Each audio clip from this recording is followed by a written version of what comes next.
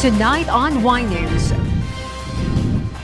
Some residents affected by the Maynilad water service interruptions complain of yellowish and foul-smelling water coming out of their faucets.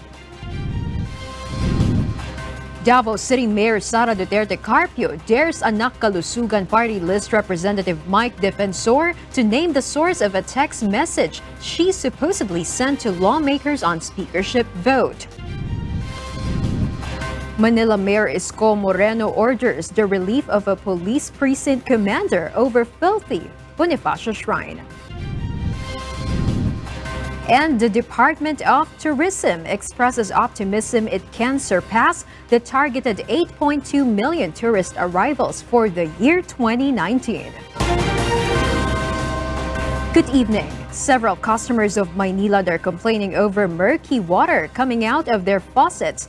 But Maynilad explains this is normal. Jowa Nano tells us why. Various photos of dirty water posted online by several Maynilad customers are going around on social media. These dissatisfied customers are complaining over yellowish or murky stinky water coming out from their faucets. A Quezon City resident even showed the UNTV news team the dirty water they have stored. On this, Maynilad Corporate Communications head Jennifer Rufo explains it is normal that unclear water comes out from household faucets after water service interruption. In such case, customers are advised to let water flow until clear water finally comes out. Nonetheless, Maynilad vowed to find out the reason behind the poor water quality. Tapos kung meron man na yung kulay, like yung medyo naglalago na ibang kulay, i-check din natin yan kasi posibleng may isolated case naman na we have to check. Kung meron man entry point na possible na contamination, we have to check that. Meanwhile, Maynilad reasons out as to why customers in Caloocan and Malabon cities have not received water supply for several days. Maynilad explains these areas are among the highly elevated parts of the metro, so it is difficult for the water supply to reach them. In particular, itong package sa Caloocan, mountainous area ito. So it's very highly elevated at alam naman natin na kapag mayroong kakulangan sa supply, automatically yung mga high areas, ito yung mga mas mahaba ang service interruption na schedule. Kasi basically kapag nag-resume na ang serbisyo after an interruption, yung mga low-lying areas kaagad ang nakakakuha ng tubig. To resolve this, Maynilad have conducted a valve adjustment operation to pull the water from several low-lying areas which experience shorter hours of water service interruptions. On the other hand, the Metropolitan Waterworks and Sewerage System, or MWSS, vowed to investigate these complaints, such as water service interruption schedules that are not being followed, as well as the quality of water. We are actually monitoring the situation right now, and we will be investigating that. And we want to make sure lang that I've already warned the two concessionaires that they should follow the schedule that they have announced. Joanano, UNTV News and Rescue, Quezon City. Customers of Maynilad residing in CAA Las Piñas City will be receiving 2,500 peso rebates in their water bill by August this year. This is in accordance with the penalty imposed by the Metropolitan Waterworks and Sewerage System, or MWSS, on Maynilad over their failure to provide round-the-clock water service among their customers for more than 15 days. The 2,500 pesos will be applied on severely affected customers in Barangay CAA or may be divided until fully expended. In a letter dated July 3, 2019, the Maynilad Water Services Incorporated conveyed to the MWSS Board of Trustees their readiness to comply with the penalty, but only as a gesture of goodwill and without any admission of guilt. Davao City was hit by a 4.9 earthquake at past 8 this morning. Students in crossing Bayabas National High School in Toril, Davao City panicked as the grounds shook, causing a stampede. According to the Davao City Police Office, the students ran to exit their classrooms, so they were pushing and shoving. Central 911 and other volunteer rescue units came to give first aid to students who complained of dizziness and vomiting and those who passed out. Some of them were transported to the hospital. Davao City Mayor Sara says a text message that defies the president's endorsement of Congressman Alan Peter Cayetano and Lord Alan Velasco for House Speakership is not from her. Meanwhile, former Majority Leader Congressman Fred Castro now eyes the minority leadership position in the lower house of Congress. Grace Casan explains why. Anak Mindanao Party List Representative Mike Defensor showed the members of the media a text message he and his colleagues had received that allegedly contains a statement supposedly from Davao City Mayor Sara Duterte Carpio. This a day after President Rodrigo Duterte endorsed Congressman Alan Peter Cayetano and Lord Alan Velasco as House Speakers. The text message allegedly says that Mayor Sara is persuading congressmen to vote who they want to be the House Speaker because his father had been set up by some cabinet members who support Congressman Cayetano. One of them sabi niya, forward mo nga son. So I forwarded it. Maya the same text forwarded to him. So it's going around. It came from what I know, a person very close to her. But in a statement, Mayor Sara disowned the said text message, asking Congressman Defensor to give the name of his source. She called on Congressman Defensor to stop on sowing intrigue. Congressman Defensor has apologized to Mayor Sara, saying he should not have shown the text message. Meanwhile, in the middle of the House Speakership race, Capiz Representative Frednil Castro is planning to run as the minority leader. He said some of his colleagues are asking him to get the position. But Bayan Muna Party List Representative Carlos Zarate disagrees, saying the minority leader should be the one who opposes the anti-people policies of the administration. Grace Casin, UNTV News and Rescue, House of Representatives. An environmental law advocate says that vulnerable fishermen are prone to threats and inducements, and the reversal of statements of vulnerable sectors is nothing new. This after 19 fishermen denied knowledge of the petition for writ of kalikasan in the West Philippine Sea. Mai Bermudez will tell us why. The alleged secret meeting between a legal officer from the Navy and Filipino fishermen who later on denied knowledge on the petition for writ of kalikasan in the West Philippine Sea may be a ground for violation of the Code of Professional Responsibility on the part of Solicitor General Jose Calides Camp, according to an environmental law advocate. Canon 8 under Rule 8.02 states that a lawyer cannot directly or indirectly encroach professional employment of another lawyer, but has a right to give legal advice and assistance for those who seek it. As lawyers, we're all aware of the Code of Professional Responsibility na once a lawyer-client is established, any matter which requires the attention of either the client and the lawyer should always be with the consent and approval and knowledge of the lawyer. For an environmental law advocate for almost 2 decades and the vice president of Oceana Philippines, an environmental group which pushes for ocean protection, the incident of reversal of statements of vulnerable sectors such as fisher folks is nothing new. When I was an environmental lawyer based in Cebu, alam namin na mag-file ng kaso, there's always a possibility that our vulnerable brothers and sisters would be subjected to threats or other inducements. So it is possible na midway mag-withdraw sila. But Attorney Chel Jokno, the petitioner's legal counsel, maintains that the fishermen knew and permitted the filing of the case in their desire to fish in our waters and earn a living for their families. Aside from the W's meeting with the fisher folks, the government's move violates legal ethics and seems to mirror the Recto 22 incident. Jokno adds, as a lawyer of the case, he has a concern about the fishermen, while the current administration imposes its power, which should be used to protect Filipinos, something that Attorney Ramos agreed with. There's basis for the opposition ni Attorney Jokno na hindi kinonsulta ang abogado. Kasi that's really giving respect to the attorney, to the lawyer-client relationship, and the fact na privilege dapat yung communication. Mai Bermudez, UNTV News and Rescue, Quezon City. The country's fish production shows improvement compared with that in the past years. Ray Pelayo explains why. Data from the Bureau of Fisheries and Aquatic Resources or BFAR show a 1.04% increase in the country's total fish production in 2018 with 4.25 million metric tons of fish supply. BFAR says this is good development since the past 10 years when the fish industry recorded negative production. The increase in production is attributed mostly to aquaculture with almost 3% increase.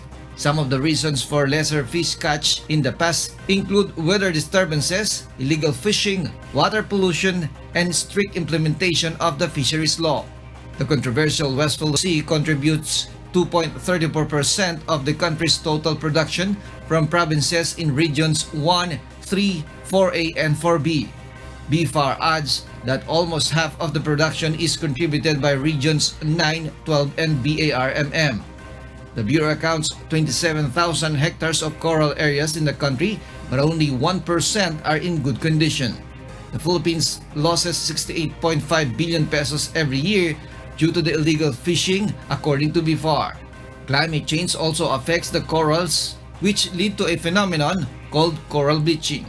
We will see more coral bleaching, ibig sabihin yung pagkakamatay ng mga corals dahil tumaas halimbawa yung water temperature or mas na-expose sila ngayon sa sun. Even the sizes of fish are affected. Example na lang yung sardines, no? Maliliit pa, naging mature na. Dr. Deo Florence Onda of the University of the Philippines Marine Science Institute says that the West Philippine Sea has a vital role in the region, considering that it is the center of biodiversity of the world. Isa lang indikasyon nun, kung maraming pumupuntang fisherman dun sa West Philippine Sea, ibig sabihin marami silang napapakinabangan at marami silang nakukuha. At ibig sabihin din nun na mayamang pangisdaan ng West Philippine Sea. Ray Pelayo, UNTV, Use and Rescue, Quezon City. The government collects almost 6 billion pesos from imported rice tariff. Ray Pelayo is back to tell us why. The country has so far imported 1.43 million metric tons or 28.6 million bags of rice after the rice liberalization law was enacted in February. This translates to 5.9 billion pesos worth of collected tariffs based on the data of the Bureau of Customs submitted to the Department of Finance or DOF. Subic Port records the highest collection of 1.37 billion pesos, followed by the Port of Manila, Manila International Container Port, Port of Cagayan de Oro, and Port of Davao. The Rice Liberalization Law provides 10 billion pesos annually for the Rice Competitiveness and Enhancement Fund or RCEF, which aims to help farmers increase and improve their production. $500 million pesos will be allocated to mechanization and other portion will be allocated for seeds, loans, and farmers training. The DOF believes that the Rice Liberalization Act will make commercial rice cheaper by 7 pesos per kilogram. Former Agriculture Secretary William Dar said through the proper implementation of the RCEF, the cost of farming can be reduced from 12 pesos to 6 pesos per kilogram. The cost of rice production in Vietnam and Thailand now are 6 pesos and 8 pesos per kilogram respectively. I believe, and with proper implementation of the 10 billion Rice Competitiveness Enhancement Fund, this will make a long way in making the rice farmer very competitive. The former government official notes that irrigation is a vital part of achieving high rice production. If there is build, airports and other infrastructure, there must be build for irrigation. Meanwhile, the National Food Authority has procured 5.4 million bags of rice from local farmers. The public may continue to avail of 27 pesos per kilogram of rice as the NFA pushes on supplying low-priced rice in markets in the country. Ray Pelayo, UNTV, Use and Rescue, Quezon City. A study shows that the number of obese Filipinos has increased. Aiko Miguel reports why. The ideal weight of Filipino males is 61.3 kilograms, while that of Filipino females is 54.3 kilos, according to the Food and Nutrition Research Institute of the Department of Science and Technology. But as time passes by, many Filipinos become fatter according to a study. More than 18 million Filipinos were obese and overweight in 2017, but this number may increase year after year. Rice, the Filipino staple food, as we know, has high sugar content.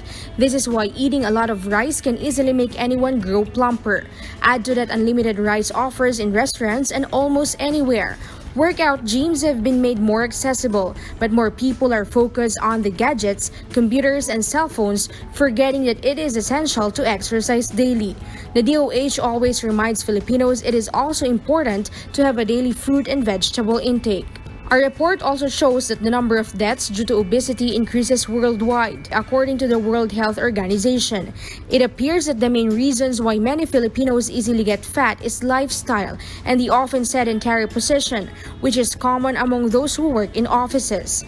Many also prefer to use machines instead of doing things manually. There's no sweating but instead accumulating fats. When some old people were asked, they said they fear of getting sick, so they want to avoid what is called a dud bod or having a beer belly among men. Nagpa-check up ako, parang pre-diabetic ako, sabi ng doktor ko. So, ang ginawa ko, instead of maintaining anti-diabetic medicines, ginawa ko mag-bike na lang to burn the calories. Yun, para hindi mag-accumulate yung sugar. At saka control sa food. Pagkain. So medyo naglaylo na. And then sa exercises. Opo. Medyo focus ako doon. Yun ang wellness ko. Running. And then sometimes biking. So ngayon, focus ko halos everyday. Matakbo ako ng 5 or 10K. On the other hand, Emmanuel, a former athlete, admits his belly got bigger when he worked in an office. He even has a heart ailment now. He's doubling his efforts to run and brisk walk every day to improve his health.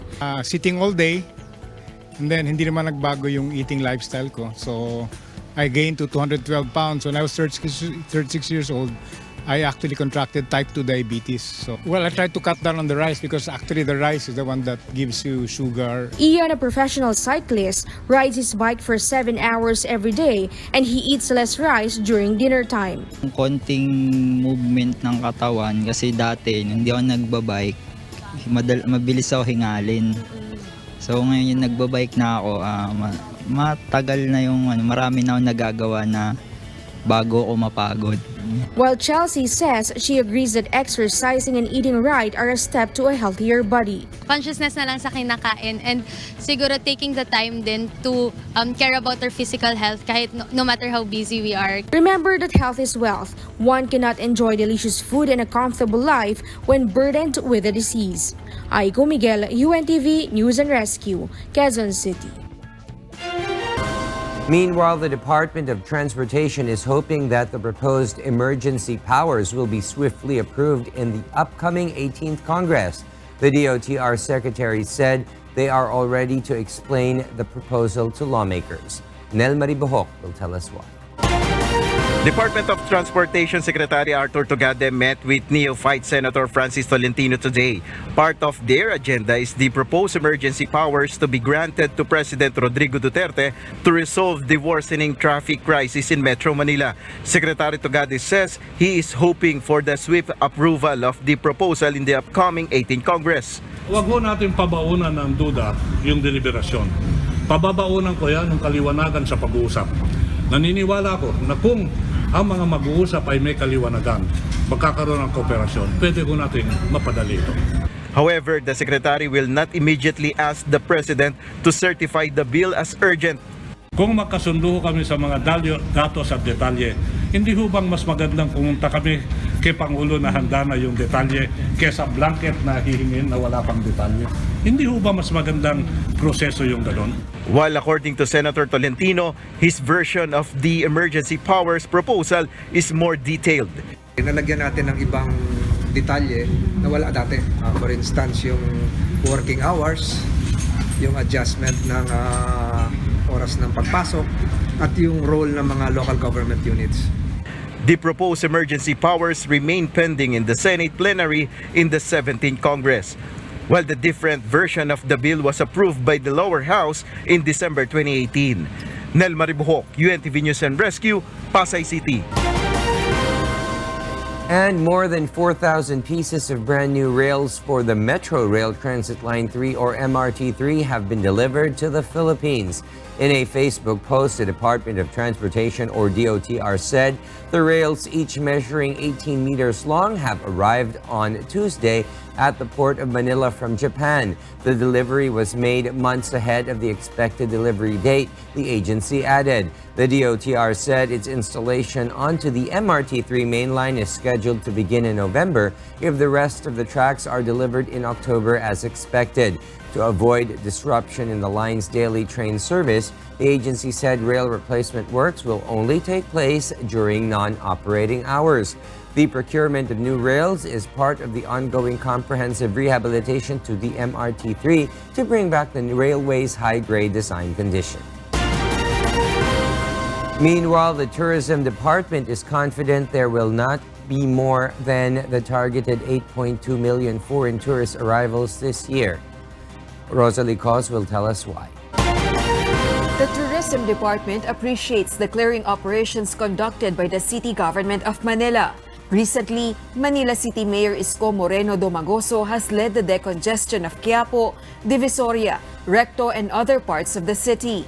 Tourism Assistant Secretary Roberto Alabado believes the result of the Manila City government's efforts will make the popular areas more accessible to tourists. Such destinations in Manila City are the Rizal Park, Intramuros, Binondo, and even Divisoria. So the efforts of Manila Mayor Isko Moreno is very much appreciated in making the areas more accessible to tourists, because we are aiming to provide our tourists a more diverse tourist offerings here in Manila. On the issue of displaced vendors in Manila City, Tourism Secretary Bernadette Romulo Puyat has directed the Tourism Office in Metro Manila and the Intramuros Administration to coordinate with the Office of Mayor Domagoso to assist the affected vendors. The number of tourist arrivals in the Philippines has grown in the first 5 months of the year, but the Department of Tourism is confident the country can exceed the target tourist arrival for this year. The DOT aims for more than 8.2 million tourist arrivals. The Tourism Department says they are intensifying the promotion of tourist attractions in the country.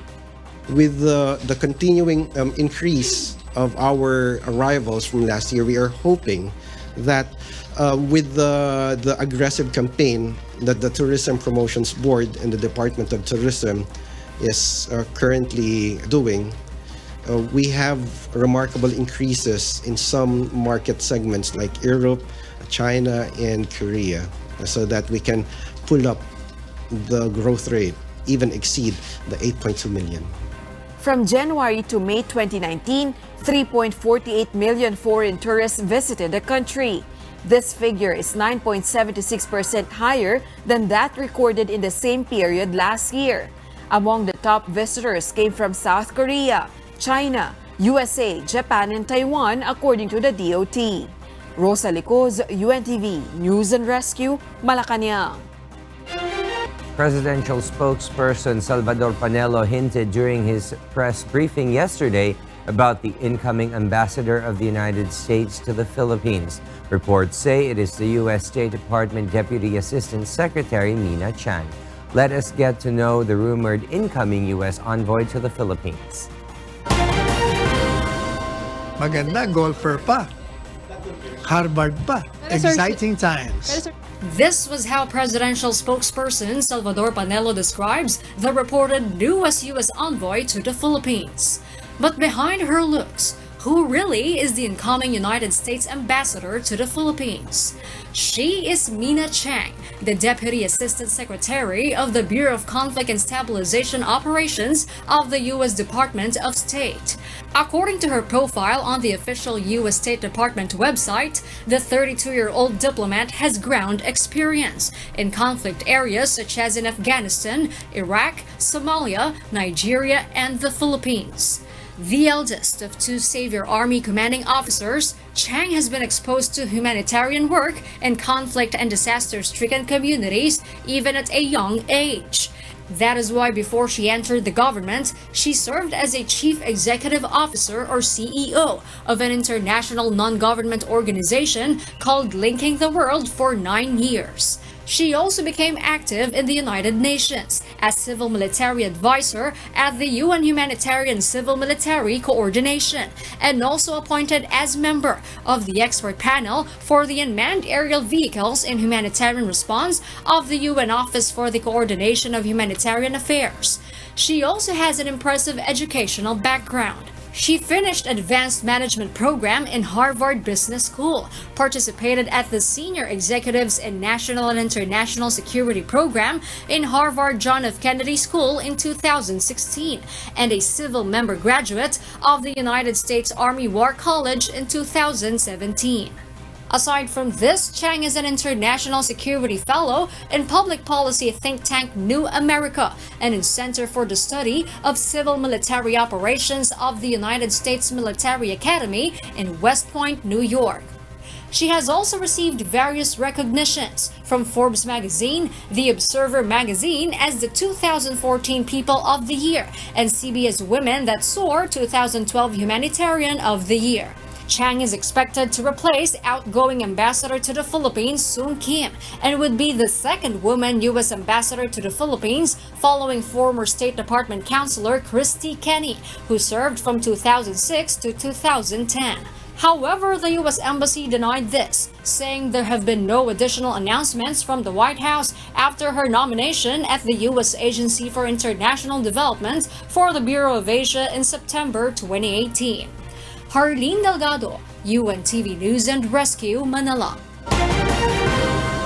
In other news, Switzerland is officially the most expensive nation on earth to live in, according to a report from the CEO World magazine.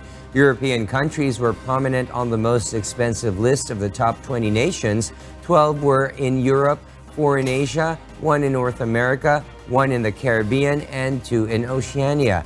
Iceland ranks second in the list of the world's most expensive countries to live, followed by Norway, Bahamas, Luxembourg, Japan, Denmark, Hong Kong, South Korea, and Ireland. Meanwhile, the Philippines ranked 91st in the most expensive list. That means it is the 28th most affordable country on earth to live in, according to the said report. CEO World magazine identifies the world's most and least expensive countries to live in by collecting and reviewing data from studies including Consumer Price Index, Cost of Living Index, and various national and international media reports.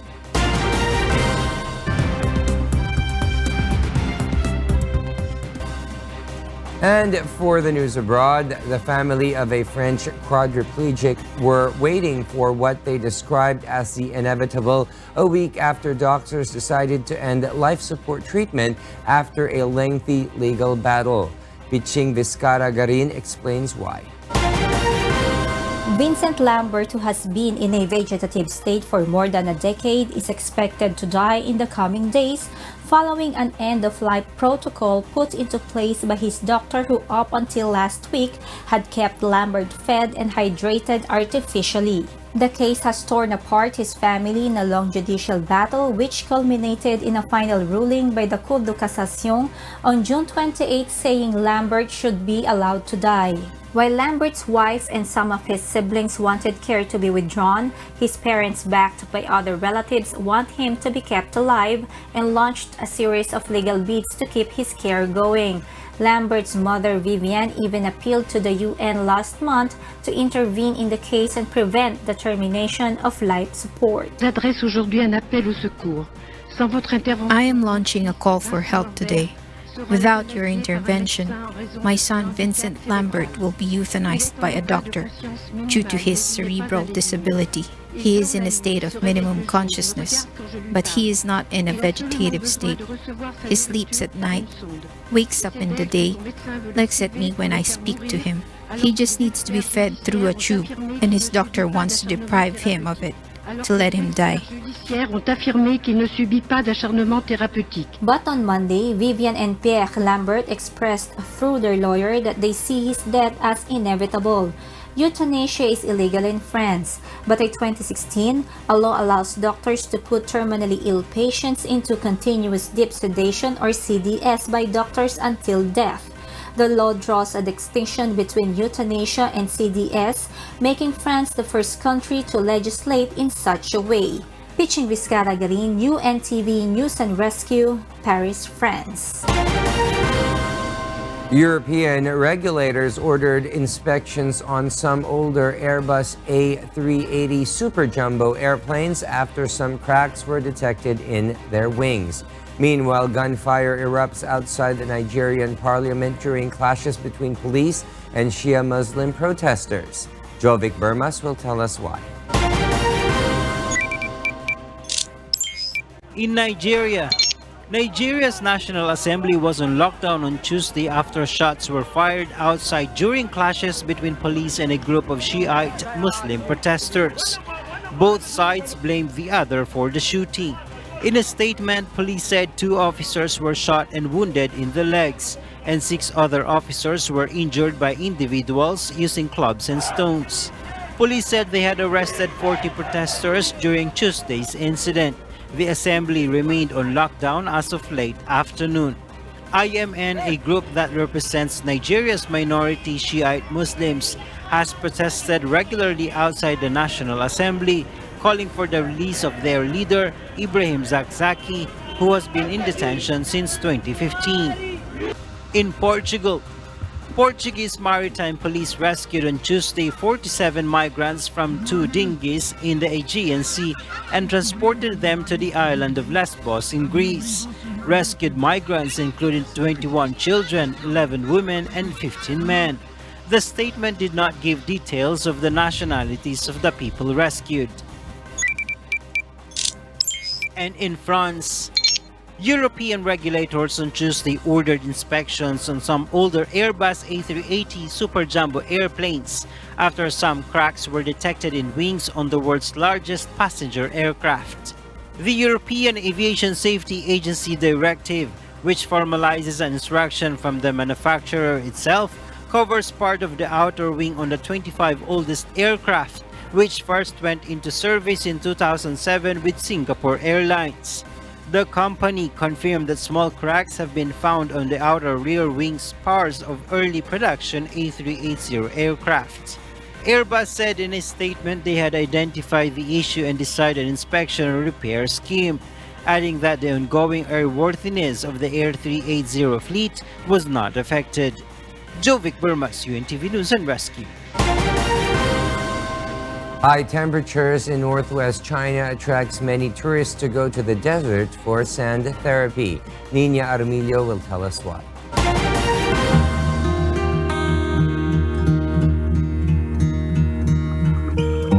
A scorching heat wave in the deserts of northwest China's Xinjiang Uyghur Autonomous Region has brought in over 3,000 tourists daily since peak tourism season started in July. The average temperature has reached 38 degrees Celsius since July in Shenzhen County of Turpan, with the highest temperature exceeding 45 degrees Celsius. While most people try to avoid the heat wave during summer, some tourists from across China gather in the Kumtag Desert to experience the pleasure and healing that can only be brought by hot weather and sand.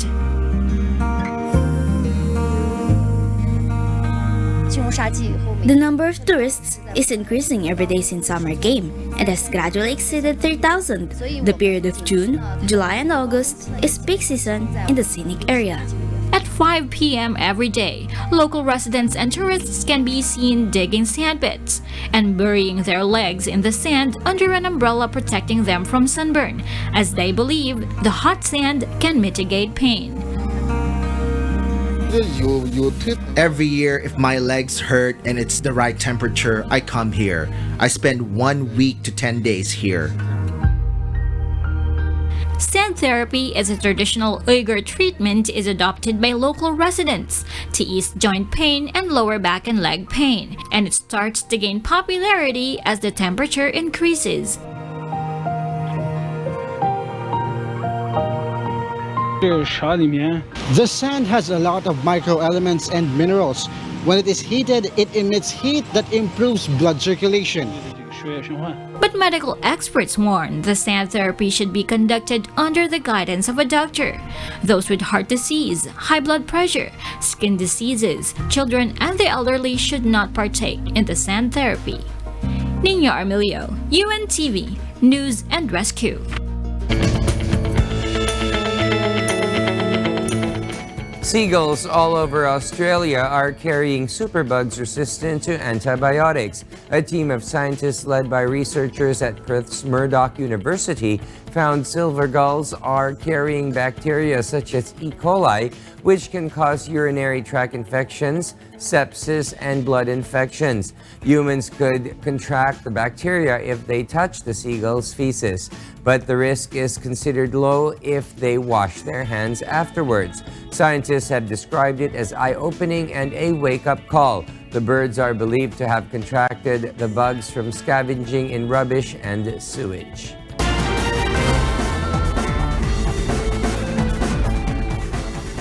Austrian international striker Marko Arnautovic arrives in China to join his new club Shanghai SIPG. The mixed doubles team of Andy Murray and Serena Williams continues to be a threat at Wimbledon 2019. This report will tell us why. At Wimbledon 2019, the mixed doubles dream team of Andy Murray and Serena Williams is through to the third round at the championships. Morena, which Williams has just newly coined, toppled 14-seeded pairing of Raquel Atabo and Fabrice Martin 7-5, 6-3. And in football, Austrian international striker Marko Arnautovic arrives in Shanghai today as he joins Chinese club Shanghai SIPG from English Premier League club West Ham United.